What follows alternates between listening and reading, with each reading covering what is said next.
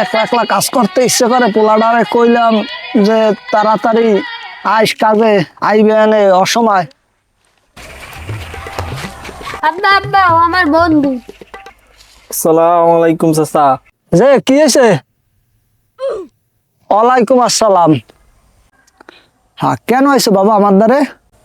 চাচা মুই আজকে 15 দিন হয়েছে একটা দোকান খুলছি, হ্যাঁ কোনো ব্যবসা ট্যাবসা কিচ্ছু হয় না মোর।